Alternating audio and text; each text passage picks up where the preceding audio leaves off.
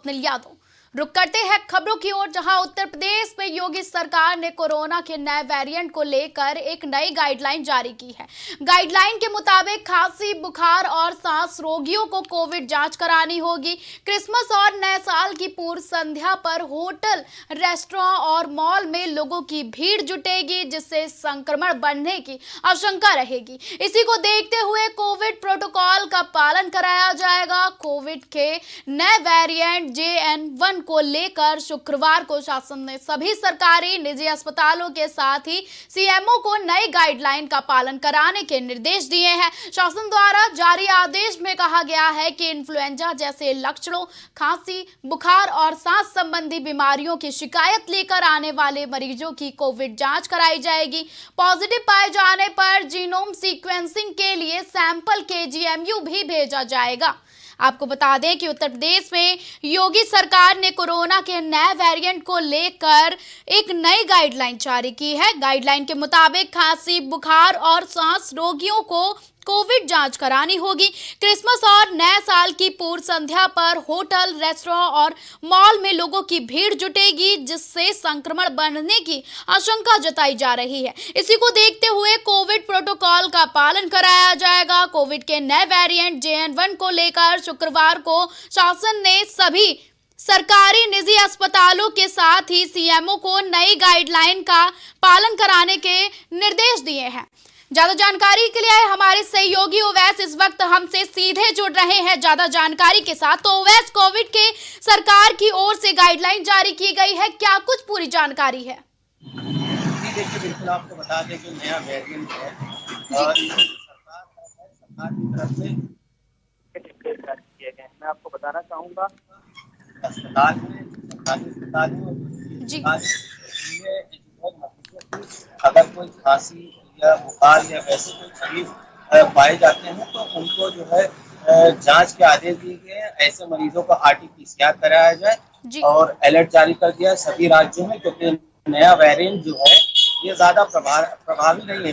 देखिए, मैं आपको बता दूं कि मेरी कोरोना हेड से कल बात हुई है, उन्होंने साफ तौर पे ये बताया है कि जो वेरिएंट है ये वेरिएंट संक्रमित ज्यादा बहुत तेजी से फैलने की आशंका इसमें ज्यादा है, लेकिन ये इतना ज्यादा प्रभावी नहीं है इसमें।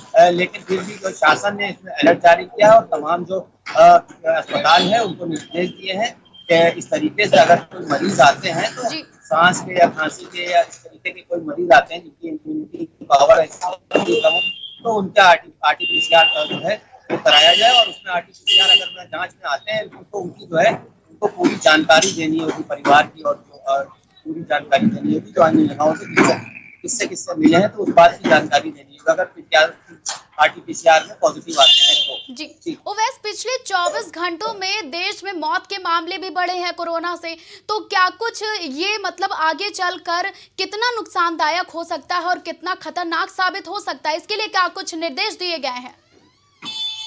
जी बिल्कुल। देखिए, मौत के आंकड़े तो आए हैं, बहुत ज्यादा नहीं आए, कम आए हैं। मैं आपको ये बताना चाहूंगा कि मैं आपको बता दूं कि मेरी सीधी बात हुई थी कोरोना हेड से KGMU के डॉक्टर सूर्यकांत से, तो उन्होंने इस बात के लिए साफ तौर पे अपने बयान में साफ तौर पे जाहिर किया था कि ये जो वेरिएंट है ये घातक नहीं है, इससे पैनिक होने की और डरने की जरूरत नहीं है, लेकिन इससे बचने की जरूरत है। उन्हीं ने उससे बचने के उपाय भी बताए थे और साफ तौर पर उन्होंने प्राइम टीवी के माध्यम से प्राइम टीवी के जो दर्शक हैं उनको भी इस उपाय बताए थे जिससे कैसे बचा जाए। तो मैं आपको ये बता दूं, उन्होंने साफ तौर पर बताया है कि ये बहुत गंभीर नहीं है जो वेरिएंट है, और ये जो पहला वेरिएंट आया था तो उसका सब वेरिएंट जो उन्होंने साफ तौर पे डॉक्टर सूर्यकांत ने बताया था उसका ये सब वेरिएंट है, तो इसमें पैनिक होने की जरूरत नहीं है उन्होंने कहा था और घबराने की जरूरत नहीं है। इससे बचने की जरूरत है, इसमें जो है सावधानी बरतने की जरूरत है। और ये भी बताए थे कि हाथ ना मिलाएं और हाथ धोएं टाइमली, तो ऐसे भी और उपाय बताए थे। और उन्होंने एक चीज ये भी बताई थी कि जो शराब का नशा या अल्कोहल लेते हैं और जो सिगरेट स्मोकिंग वगैरह करते हैं कि उनकी इम्यूनिटी पावर जो होती है वो सच में कम होती है, जी। तो उनके लिए भी इन्हें साफ तौर पे और गर्भवती महिला अस्पतालों और स्वास्थ्य विभाग की तरफ से क्या कुछ व्यवस्थाएं की जा रही है और क्या कुछ व्यवस्थाएं करने के निर्देश दिए जा रहे हैं सरकार की तरफ से? बिल्कुल, देखिए मैं आपको बता दूं कि अस्पतालों को साफ तौर पे इस बात के लिए स्वास्थ्य विभाग की तरफ से निर्देश दिए गए हैं कि अगर जैसे ऐसे कोई पेशेंट आते हैं जिनकी ऐसी स्थिति लगती है तो उनका तमाम जो डॉक्टर है उनका अच्छे से ध्यान दें और जो जो लोग हैं आ रहे हैं और उनको इस तरीके से उनका आरटीपीसीआर चेक करा जाए तो उनकी जांच की जाए, रिपोर्ट सैंपल के लिए भेजी जाए। सैंपल यहाँ केजीएमयू में यहाँ एक बना दिया गया है और यहाँ पे सैंपल टेस्टिंग हो रही है और जो अस्पताल है वहाँ भी जो है सैंपल टेस्टिंग हो रही है। तो इससे बचने की जरूरत है क्योंकि संक्रमित ये जो फैलने की आशंका इससे बहुत तेज होती है। जी, जानकारी के लिए बहुत बहुत धन्यवाद।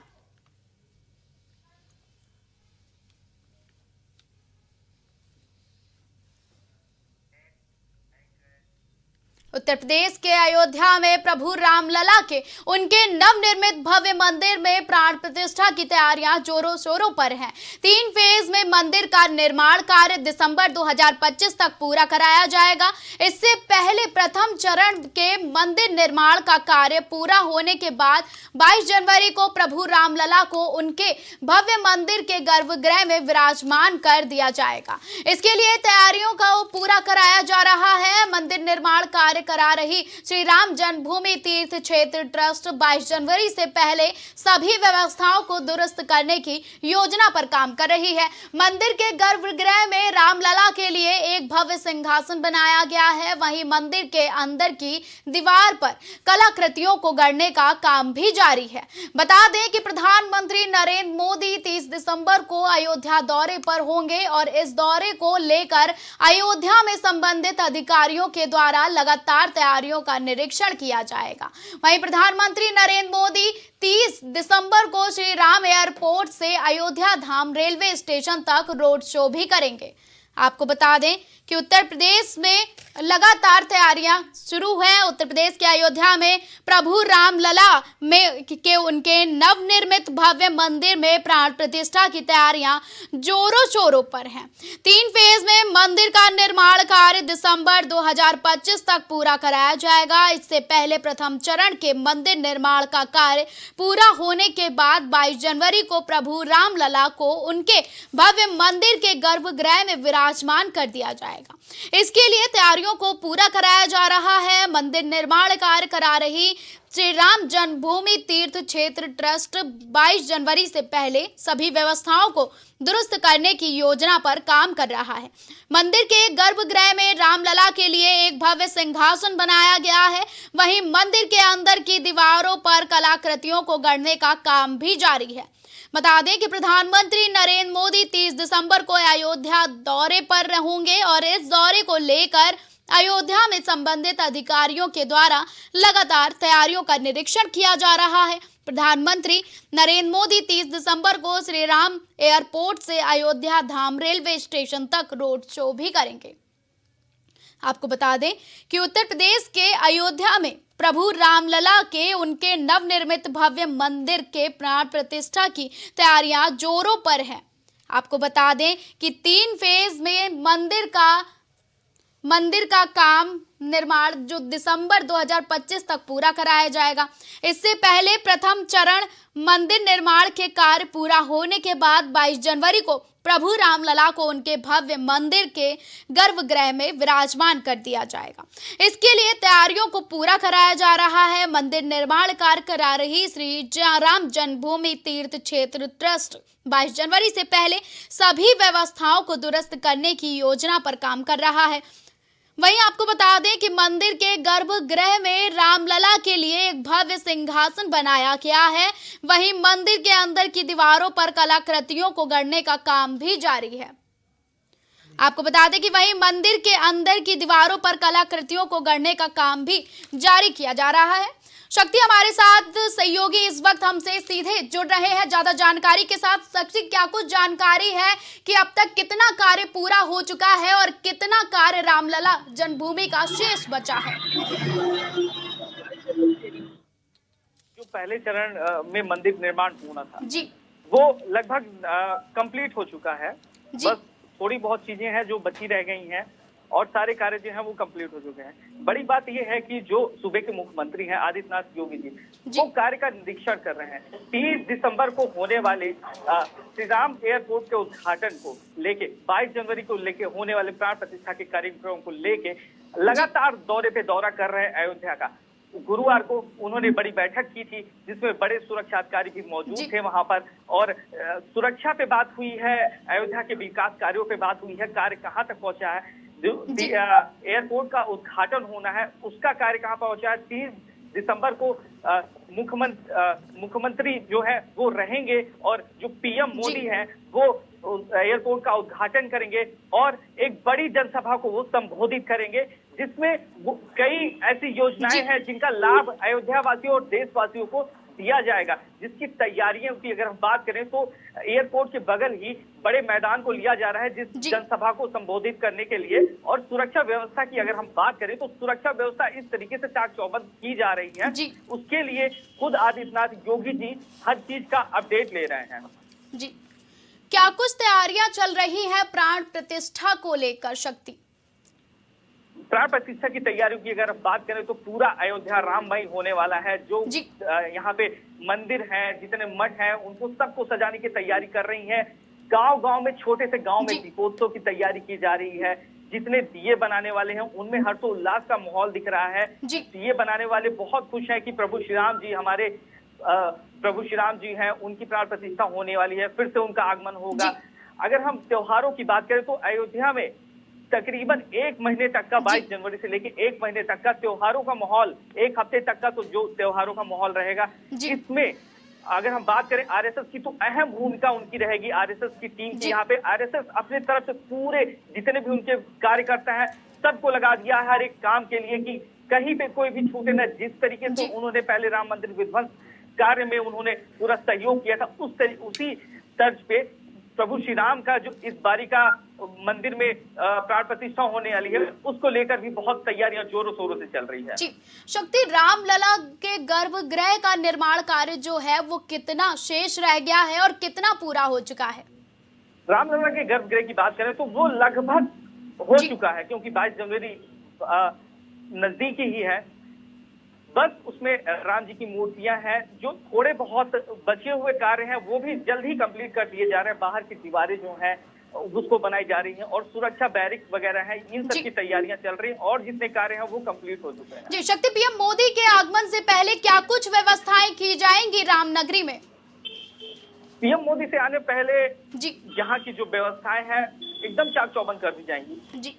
सुरक्षा व्यवस्था को लेके बड़ी बैठक हो रही है और सफाई की अगर हम बात करें, ट्रैफिक की अगर हम बात करें तो यहाँ पे जितने भी अधिकारी हैं वो दिनों रात कार्य कर रहे हैं। सुरक्षा व्यवस्था और ट्रैफिक व्यवस्था को संभालने के लिए जो भी कार्य हो रहा है वो पूरी तरीके से यहाँ पे सब लगे हुए हैं कार्य करने के लिए। और पीएम मोदी के लिए खास है 22 जनवरी का और 30 दिसंबर का। शक्ति, पीएम मोदी के आगमन और इसके साथ ही प्राण प्रतिष्ठा और 30 दिसंबर को एयरपोर्ट के उद्घाटन को लेकर क्या कुछ कार्यक्रम तय किए गए हैं और क्या कुछ कार्यक्रम होंगे? कार्यक्रम पहला तो यही है कि जो विकास कार्य हैं उस पर बात की जाएगी और कुछ ऐसे कुछ और भी कार्य हैं जिसको किया जाएगा यहाँ पे। और यहाँ पे जितने हैं देश से बड़े बड़े पदाधिकारी भी आ रहे हैं। खेल जगत को ले लें अगर हम तो सचिन तेंदुलकर और सौरभ गांगुली जितने बड़े क्रिकेटर हैं वो आ रहे हैं और बड़े अभिनेता अमिताभ बच्चन की अगर हम बात करें तो वो आ रहे हैं। बड़े उद्योगपति हैं उनको भी न्योता गया हुआ है, वो भी आ रहे हैं। तो 22 जनवरी बहुत खास रहने वाला है अयोध्या वासियों के लिए और पूरे देश और विश्ववासियों के लिए 22 जनवरी का कार्य बहुत ही खास रहेगा। जी, ज्यादा जानकारी के लिए बहुत बहुत धन्यवाद।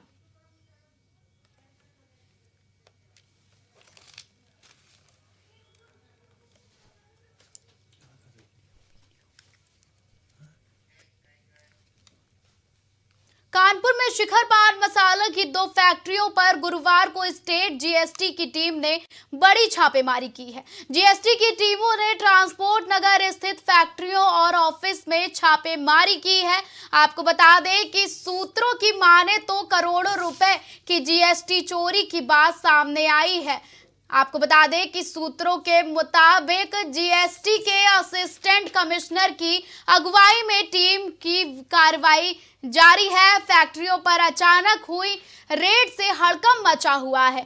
दोनों ही फैक्ट्रियों में तंबाकू और पान मसाला बनाने का काम होता है। सूत्रों के मुताबिक करोड़ों रुपए की जीएसटी चोरी की सूचना के बाद कार्रवाई की गई है। आपको बता दें कि कानपुर में शिखर पान मसाले की 2 फैक्ट्रियों पर गुरुवार को स्टेट जीएसटी की टीम ने बड़ी छापेमारी की है। जीएसटी की टीमों ने ट्रांसपोर्ट नगर स्थित फैक्ट्रियों और ऑफिस में छापेमारी की है। सूत्रों की माने तो करोड़ों रुपए की जीएसटी चोरी की बात सामने आ रही है।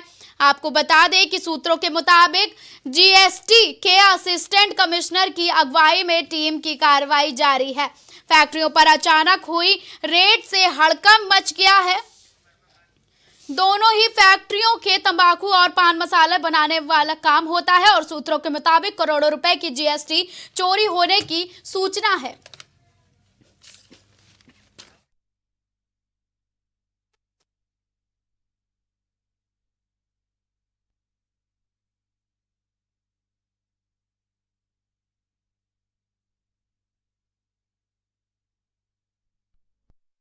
ज्यादा जानकारी के लिए हमारे साथ जितेंद्र, हमारे सहयोगी इस वक्त हमसे सीधे जुड़ चुके हैं। तो जितेंद्र, क्या पहले भी जीएसटी की छापेमारी हो चुकी है या जीएसटी की चोरी का जो मामला है वो कानपुर से लगातार सामने आ रहा है? जी, आपको बता दूं कि इसके पहले भी पिछले साल भी जीएसटी की टीम द्वारा छापा मारा गया था और लाखों करोड़ों रुपए की जो जीएसटी चोरी का मामला सामने आया था, लेकिन किसी भी अधिकारी ने इस मामले पर कुछ भी नहीं कहा था। और फिर से इस साल बीते गुरुवार को जीएसटी की टीम ने छापा मारा और करीबन रात 12 बजे तक छापेमारी चलती रही और बाकायदा जो है उनके जो कागजात है वो छानबीन की गई। लेकिन बात की जाए जीएसटी की टीम की तरफ से कोई भी इस पर लेकिन कोई स्पष्ट अभी जवाब नहीं दिया गया है। जी, क्या कुछ पूरा मामला है जीएसटी की छापेमारी जो जीएसटी की टीमों ने की है? मैम, अभी इस विषय पर ना तो जीएसटी के कोई भी अधिकारी इस पर बोलने को तैयार है और ना ही जो कंपनी के जो मालिक है इस पर कोई जवाब देने को लिए तैयार है। लेकिन कहीं ना कहीं जिस तरीके से देखा जाए मामले को रफा दफा जो है पिछले साल भी कर दिया गया था और अभी भी इतनी बड़ी लंबी कार्रवाई के बावजूद भी जो है कोई जवाब नहीं दिया गया। इससे कहीं ना कहीं दिखाई दे रहा है कि जो मामला है उसको फिर से रफा दफा करने की कोशिश की जा रही है। लेकिन जितेंद्र, बार बार जीएसटी की चोरी आखिर हो ही क्यों रही है? प्रशासन सख्त क्यों नहीं नजर आ रहा है? तो मैम, इस देखा जाए मैम जिस तरीके से आपको बता दें कि कार्रवाई हो रही है उस तरीके से जो कोई भी खुल के जवाब नहीं दिया जा रहा है। इससे कहीं ना कहीं देखा जा रहा है कि जो अधिकारी हैं उनकी मिली भगत के चलते ये पूरा कारोबार चल रहा है, जिसके चलते जो है कोई भी अधिकारी कुछ बोलता नहीं है इस पे और लगातार चोरी जैसी घटनाएं हुआ करती हैं। जी, फैक्ट्रियों के मालिक राशि क्यों नहीं जमा कर रहे हैं जितेंद्र? इसके पीछे क्या कुछ वजह है? मैम, इनसे बात करने की कोशिश की है लेकिन कोई भी जो वो फैक्ट्री मालिक है उस पर कोई भी कुछ बोलने को तैयार नहीं है। जी, ज्यादा जानकारी के लिए बहुत बहुत धन्यवाद।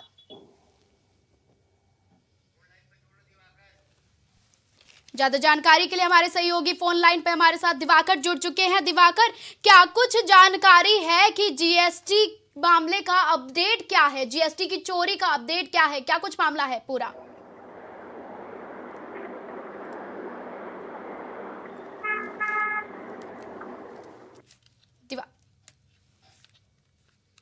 एक बार फिर से जुड़ेंगे। आपको बता दें कि शिखर पान मसाले में जीएसटी की रेड का मामला सामने आया है। ताबड़तोड़ छापेमारी से हड़कंप मच गया है फैक्ट्रियों के मालिकों में। कानपुर में शिखर पान मसाले की 2 फैक्ट्रियों पर गुरुवार को स्टेट जीएसटी की टीम ने बड़ी छापेमारी की है। जीएसटी की टीमों ने ट्रांसपोर्ट नगर स्थित फैक्ट्रियों और ऑफिस में छापेमारी की है। सूत्रों की माने तो करोड़ों रुपए की जीएसटी चोरी की बात सामने आ रही है। सूत्रों के मुताबिक जीएसटी के असिस्टेंट कमिश्नर की अगुवाई में टीम की कार्रवाई जारी है। फैक्ट्रियों पर अचानक हुई रेड से हड़कंप मचा हुआ है। दोनों ही फैक्ट्रियों में तंबाकू और पान मसाला बनाने का काम होता है। सूत्रों के मुताबिक करोड़ों रुपए की जीएसटी चोरी की सूचना के बाद से कार्रवाई की गई है। आपको बता दें कि ताबड़तोड़ छापेमारी से फैक्ट्रियों के मालिकों के बीच में हड़कंप मचा हुआ है। शिखर पान मसाले में जीएसटी की रेड पड़ी हुई है। आपको बता दें कि उसके बाद से ही ताबड़तोड़ छापेमारी के बाद से ही फैक्ट्रियों के मालिकों के बीच में हड़कंप मचा हुआ है। कानपुर में शिखर पान मसाले की 2 फैक्ट्रियों पर गुरुवार को स्टेट जीएसटी की टीम ने बड़ी छापेमारी की है। जीएसटी की टीमों ने ट्रांसपोर्ट नगर स्थित फैक्ट्रियों और ऑफिस में छापेमारी की। सूत्रों की माने तो करोड़ों रुपए की जीएसटी चोरी की बात सामने आई है, जिसको लेकर अगर सूत्रों के मुताबिक देखा जाए तो जीएसटी के असिस्टेंट कमिश्नर की अगुवाई में टीम ने कार्रवाई की। फैक्ट्रियों पर अचानक हुई रेड से हड़कंप मचा हुआ है और जिसके बाद फैक्ट्रियों के मालिकों में ये हड़कंप देखा जा रहा है ताबड़तोड़ छापेमारी के बाद। ज्यादा जानकारी के लिए हमारे साथ फोन लाइन पे हमारे सहयोगी दिवाकर जुड़ चुके हैं। दिवाकर, क्या कुछ अपडेट है जीएसटी चोरी मामले को लेकर? बिल्कुल, देखिए मैं बता दूं कि कोई पहली बार नहीं है कि इस तरीके से शिखर जो पान मसाला की फैक्ट्री छापामारी हुई है, वो सिर्फ कानपुर की टीम नहीं बल्कि लखनऊ की भी टीम जो है वो पहुंची है, उसने छापामारी किया है। देखिए सबसे बड़ी बात यह है कि आखिरकार जीएसटी छापामारी क्यों थी कि शिखर पान मसाला जो है करोड़ रुपए उसने जाहिर बात की चोरी की जाएगी तो राजस्व का नुकसान होगा। इसमें जो योजनाएं है वो कहीं कहीं तक पड़ेंगे। तो ऐसे में साफ तौर पे समझ में आता है कि ये जो फैक्ट्री मालिक हैं ये कहीं राजस्व को नुकसान पहुंचाते हैं, अपनी जेबें तो भरते हैं, लेकिन जो सरकार को जिनको आधार देना होता है उसमें कहीं कहीं हीरावाली करते हैं या चोरी करते हैं। यही वजह है कि जीएसटी की टीम ने छापेमारी की है। जी दिवाकर, क्या पहले भी जीएसटी और इनकम टैक्स की छापेमारी हो चुकी है? अगर हो चुकी है तो कब कब हुई है? बिल्कुल, देखिए 2 साल पहले जब आपको याद होगा पीयूष जैन जो इत्र कारोबारी था उसके यहाँ जब छापेमारी हुई थी और करोड़ों रुपए जो है वो बरामद हुए, तो उस वक्त भी इनका नाम यानी कि शिखर पान मसाला जो है उनका नाम सामने आया था। तो जाहिर सी बात है उस समय भी इनसे पूछताछ हुई थी। तो अब क्या है कि लगातार एक बार फिर से छापेमारी हुई है और ये जिस तरीके से जीएसटी की चोरी का मामला सामने आता है, कोई ऐसा नहीं कि शिखर पान मसाला ही, अन्य जो लोग हैं वो भी इस तरीके जीएसटी की चोरी करते हैं। तो जाहिर बात अब देखना ये होगा कि जो करोड़ों की जीएसटी चोरी का मामला सामने निकल के आया जिसको लेके छापेमारी हुई, क्या वो सच साबित होता है? और दूसरा ये है कि अगर 2 दिन से लगातार छापेमारी चल रही है, जांच चल रही है, तो इसका मतलब कि कुछ लंबा ही घोटाला जो है वो शिखर पान मसाला फैक्ट्री के मालिक जो है कर रहे हैं। जी दिवाकर, आखिर ये फैक्ट्रियों के और ऑफिस के जो ये जीएसटी चोरी सामने आ रही है, इनके मालिक आखिर राशि क्यों नहीं जमा करते हैं? बिल्कुल, देखिए उनको साफ तौर पे है कि चोरी करेंगे तभी तो उनकी जेबें भरेंगी, तभी तो उनकी जो लग्जरी सुविधाएं हैं वो इस्तेमाल करते हैं, वो कहीं कहीं हो पाएगा। और अगर नंबर 1 में बिजनेस करेंगे तो वो जानते हैं कि उतना ज्यादा फायदा नहीं होगा जितना वो अपनी लग्जरी में खर्च करते हैं। यही वजह है कि लगातार चोरी जो है जीएसटी होती रहती है। भले ही राज्य को नुकसान हो जाए, राज्य का खजाना जो है वो भले न भरे, जिससे कि जनता का विकास होता हो भले ना हो, लेकिन उनका विकास यानी कि फैक्ट्री मालिक है उनका विकास होना चाहिए। यही वजह है कि वो जीएसटी चोरी करते हैं। जी ज्यादा जानकारी के लिए बहुत बहुत धन्यवाद। खबरों का सिलसिला लगातार जारी रहेगा। देश और दुनिया की तमाम बड़ी और अहम खबरों के लिए आप